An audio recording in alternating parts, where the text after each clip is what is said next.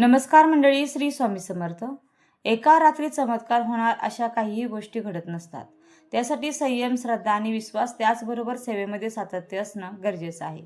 सेवेमध्ये सातत्य ठेवणे आणि संयम बाळगणे यामुळे नशीब कसं पालटतं, दिवस कसे बदलतात, परिस्थिती कशी चेंज होते याचा अनुभव मी स्वतः घेतलेला आहे. त्यामुळे कोणती एक सेवा करा, जी सेवा करताना तुमचं मन एकाग्र होतं आणि जी सेवा केल्यानंतर तुमचं मन प्रसन्न होतं. डोक्यामध्ये कितीही विचारांचा गोंधळ असेल, घरामध्ये कितीही टेन्शन असेल, पण ही सेवा केली की माझं मन शांत होतं असं तुम्हाला वाटतं. ती सेवा तुम्ही नित्य नियमाने करायला सुरुवात करा आणि त्या देवतेला रोज प्रार्थना करा. तुमची जी कोणती इच्छा असेल, ती तुमची जी काही परिस्थिती आहे, ज्या काही अडचणी आहेत, त्यातून बाहेर निघण्यासाठी प्रार्थना करा. बघा, नक्की तुम्हाला त्या सेवेचा अनुभव येईल. अधिक मास सुरू आहे आणि या अधिक मासामध्ये, पुरुषोत्तम मासामध्ये भगवान श्रीहरी श्री विष्णूंची सेवा करणे म्हणजे आपल्यासारखे भाग्यवान आपणच असणार आहोत. आणि भगवान श्रीहरी श्री विष्णूंची सर्वात प्रभावी इच्छा पूर्ण करणारी, कर्जमुक्तीसाठी, आर्थिक प्रगतीसाठी प्रभावी सेवा मानली जाते. आणि ती म्हणजे 21 दिवसांची मध्यरात्री 12 वाजता 21 वेळा, 3 वेळा, 40 वेळा किंवा 11 वेळा व्यंकटेश स्तोत्र म्हणण्याची सेवा.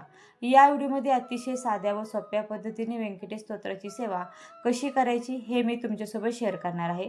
त्यामुळे व्हिडिओ स्किप न करता शेवटपर्यंत नक्की पहा. ही सेवा महिला, पुरुष, मुलं, मुली कोणीही करू शकतात. पण आपल्या घरातील मुख्य महिला आणि कर्त्या पुरुषांनी जर ही सेवा केली तर अतिशय उत्तम, किंवा कोणतीही सेवा केली तर अतिशय उत्तम. कारण ज्या वेळेला आपल्या घरातील कर्ता पुरुष किंवा मुख्य महिला एखादी सेवा करते ना, तर त्या सेवेचे लाभ, त्या सेवेचे पुण्यफळ जे असतं, त्या सेवेचा फायदा जो असतो तो संपूर्ण कुटुंबाला मिळत असतो. आणि त्यामुळे वर्षातून एक वेळा तरी आपल्या घरातील कर्त्या पुरुषाने किंवा मुख्य महिलेने कोणती एक सेवा करावी, कारण त्याचा लाभ आपल्या घरातील सर्व मंडळींना मिळतो. आता ही सेवा 21 रात्रींचीच करावी का, तर असं काही नाही. तुम्ही 40 रात्रसुद्धा ही सेवा करू शकता किंवा 11 दिवस 3 रात्रीसुद्धा ही सेवा आहे ना, ती करू शकता. ही सेवा करण्यासाठी तुम्हाला जर हवा असेल तर तुम्ही पूजा मांडणी करू शकता. पूजा मांडणीसाठी एखादा चौरंग, त्यावर व्यंकटेश भगवानांचा फोटो ठेवायचा, कलश मांडणी करायची आणि तिथे बसून तुम्ही ही सेवा करू शकता. पण आम्ही शक्यतो या सेवेसाठी पूजा मांडणी करत नाही. देवघरासमोर बसून ही जी सेवा आहे ना, तर ती करतो. आणि आता अधिक मासानिमित्त तुम्ही जर सत्यनारायण करण्याचा संकल्प केला असेल तर तेथे आपण सत्यनारायणाची पूजा मांडणी केलेली आहे. तर तिथे समोर बसून आपल्याला ही जी सेवा आहे तर ती करायची आहे. वेगळी पूजा मांडणी करण्याची काही आवश्यकता नाही.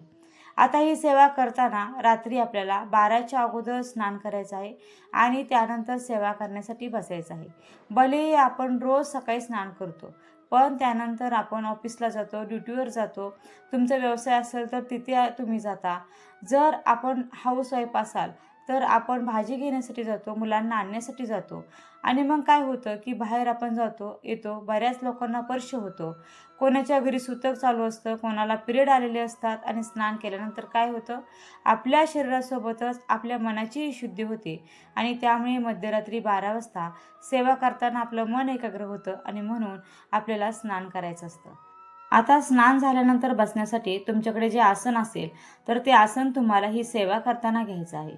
बघा, तुमच्याकडे निळ्या रंगाचं आसन असेल तर ते बसायला घ्या, नाहीतर जे कोणतं असेल ते घेऊ शकता. किंवा अजून एक ऑप्शन सांगते, तुमच्याकडे निळ्या रंगाचा ब्लाऊज पीस असेल तर तुम्ही तो घेतला बसायला तरीसुद्धा चालू शकतं. तेवढे दिवस तेच ब्लाऊज पीस जे आहे तर ते आपल्याला बसायला घ्यायचं आहे. तुमच्याकडे असतील तर निळ्या रंगाचे कपडेसुद्धा तुम्ही घालू शकता आणि नसतील तर फक्त स्वच्छ धुतलेली जी कपडे असतात आपल्याला घालून ही सेवा जी आहे तर ती करायची आहे.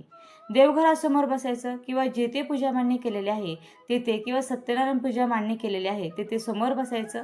एक तेलाचा दिवा लावायचा, तुम्हाला जर शक्य असेल तर तुपाचं निरोजन सुद्धा लावलं तर अतिशय उत्तम. धूप अगरबत्ती लावायची आहे, नमस्कार करायचा. ज्या दिवशी सेवेला सुरुवात करणार आहात त्या दिवशी सर्वप्रथम संकल्प हा करायचा आहे. बघा, या सेवेची सुरुवात तुम्ही कोणत्याही शुक्रवारपासून करू शकता. पण आता अधिक मास सुरू आहे, तर तुम्ही कोणत्याही दिवसापासून या सेवेला ही सुरुवात केली तरी सुद्धा चालू शकतं. संकल्प करण्यासाठी आपल्या उजव्या हातावर थोडंसं पाणी घ्यायचं, त्यावर हळदी, कुंकू, अक्षदा, एक फूल टाकायचं, आपल्या पूर्ण नावाचा उच्चार करायचा, आपल्या गोत्राचा उल्लेख करायचा. जर गोत्र माहीत नसेल तर काश्यप गोत्र म्हणायचं. तुमची इच्छा कोणती आहे ती बोलून दाखवायची. बघा, माझी ही इच्छा पूर्ण होण्यासाठी मी 21 दिवस मध्यरात्री 12 वाजता 21 वेळा व्यंकटेश स्तोत्र म्हणणार आहे, असा उल्लेख करायचा. किंवा तुम्ही 40 दिवस, 11 दिवस, 3 रात्री ही सेवा करणार आहात, त्याचा उल्लेख करायचा आणि त्यानंतर हातातलं पाणी तहामानामध्ये सोडायचं आणि मग प्रार्थना करून 21 वेळा व्यंकटेश स्तोत्र म्हणायला सुरुवात करायची आहे. बघा, इथे बरेच जण म्हणतात की संस्कृत व्यंकटेश स्तोत्र जास्त प्रभावी आहे की मराठी व्यंकटेश स्तोत्र जास्त प्रभावी आहे. कोणते व्यंकटेश स्तोत्र म्हटल्यावरती लवकर अनुभव येतो. तर बघा, दोन्ही व्यंकटेश स्तोत्र तितकंच प्रभावी आहे. हे कमी प्रभावी आणि हे जास्त प्रभावी असं अजिबात नाहीये. फरक काय आहे? मराठी व्यंकटेश स्तोत्र 108 ओव्यांचं आहे आणि संस्कृत व्यंकटेश स्तोत्र 15 ओव्यांचं आहे. बाकी कोणताही फरक नाही. मराठी व्यंकटेश स्तोत्राची सेवा करायची असेल तर मध्यरात्री 3 ते 3.5 तास सेवा पूर्ण होण्यासाठी लागतात आणि संस्कृत व्यंकटेश स्तोत्राची सेवा केली तर 1 ते 1.5 तास खूप झाला. बाकी कोणताही फरक नाहीये. कोणतेही व्यंकटेश स्तोत्र म्हणा, दोन्हींचाही प्रभाव तितकाच आहे. आता 21 वेळा मध्यरात्री 12 वाजता स्नान वगैरे करून आपण देवासमोर दिवा, धूप, अगरबत्ती लावली, सेवा करायला बसलो. 21 वेळा व्यंकटेश स्तोत्र म्हणून झालं. त्यानंतर खडीसाखरेचा कोणत्या तरी एखाद्या फळाचा नैवेद्य देवासमोर दाखवायचा. व्यंकटेशांची आरती करायची. सुरुवातीला गणपती बाप्पांची, सुखकर्ता, दुःखहर्ता, त्यानंतर व्यंकटेशांची आरती करायची आणि आपण आपलं आसन सोडायचं आहे. बघा, व्यंकटेशांची आरती आणि व्यंकटेश स्तोत्राच्या मागे जे पुस्तक असतं ना, तर व्यंकटेश स्तोत्राच्या त्यांच्या शेवटी व्यंकटेशांची आरती दिलेली आहे, तर ती तुम्ही म्हणू शकता. नसेल तर मी ती आरती शॉर्ट व्हिडिओमध्ये देण्याचा प्रयत्न करेन आणि याप्रमाणे आपल्याला सेवाही करायची आहे. आता 21, 11, 3, 40 वेळा आपण व्यंकटेश स्तोत्र म्हणू शकतो. त्यावेळी ते मोजण्यासाठी एखाद्या वाटीमध्ये तुम्ही शेंगदाणे, हरभरे, तांदूळ किंवा गहू किंवा गव्हाचे कंजे असतात तर ते घेऊ शकता आणि आपल्या संकल्पाप्रमाणे व्यंकटेश स्तोत्र म्हणून झाले की मग आपण नैवेद्य दाखवून आरतीही करायची आहे. तर या अशा प्रकारे 21, 40 दिवस, 11 दिवस किंवा 3 दिवस तुम्ही ही जी सेवा आहे तर ती करू शकता. आता याचं उद्यापन वगैरे असं काही नाही.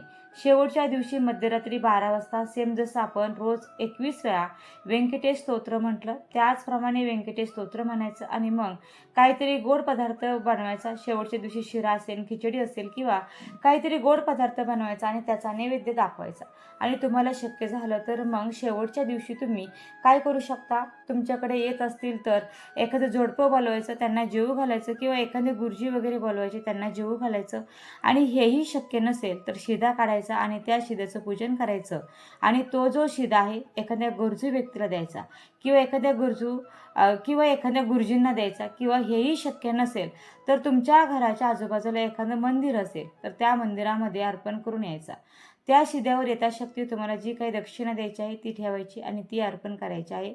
आपलं या सेवेचं उद्यापन आणि हेही शक्य नसेल तर तुम्ही शेवटच्या दिवशी तुमच्या घराच्या आजूबाजूला जिथे कुठे एखादं मंदिर असेल तर त्या मंदिरामध्ये तुम्हाला यथाशक्ती जी काही घडेल ती दक्षिणा, गुप्तदान तुम्ही करू शकता आणि भगवंताला प्रार्थना करू शकता की 21 दिवस किंवा 40 दिवस, 3 दिवस, 11 दिवस मी ही सेवा केली आणि त्याचं उद्यापन म्हणून मी हे गुप्तदान करत आहे. आता ही सेवा करत असताना 21 दिवस किंवा जेवढ्या दिवसांचा तुम्ही संकल्प केलेला आहे तेवढे दिवस नॉनव्हेज वर्ज्य करायचं आहे, ब्रह्मचर्याचं पालन करायचं आहे आणि परान्न जर नाही घेतलं तर अतिशय उत्तम. पण कधी ऑफिसला वगैरे जावं लागलं तर काही हरकत नाही, कारण काही न केल्यापेक्षा काहीतरी केलेलं बरं. आपल्याला एवढ्या आयुष्यामध्ये समस्या आहेत, आपल्याकडे वेळ नाही, त्यातून आपण वेळ काढून सेवा करतोय हेच महत्त्वाचं. एखादा नियम जर शक्यच नसेल तर तो नाही पाळला तरी चालतो, पण बघा ब्रह्मचर्य आणि नॉनव्हेज हे मात्र नक्कीच पाळायचं आहे. आता नॉनव्हेज पाळायचं म्हटलं की बरेच जण काय म्हणतात की आमच्या घरातील मंडळी खातात.